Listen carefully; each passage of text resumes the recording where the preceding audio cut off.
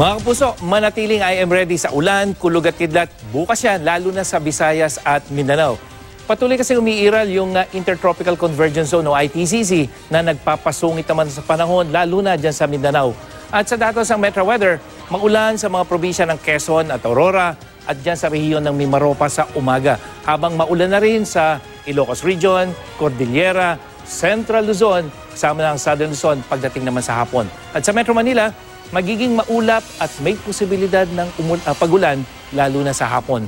Buong araw naman na inaasahan ng ulan sa halos buong Visayas at Mindanao at maging I am ready mga kapuso sa malalakas o intense na thunderstorm pagdating sa hapon.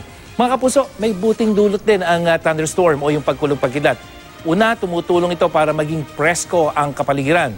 Tinatanggal din ng thunderstorm ang dumi sa hangin at nakapupuno yan ng dam at nakatutulong para madiligan ng mga pananim. Habang nakakapagpataba naman ng lupa ang kidlat o yung lightning. Yan ang latest mula sa GMA Weather. Ako po si Nathaniel Cruz. Magplano para sigurado. I am ready. Serbisyong totoo ng GMA News.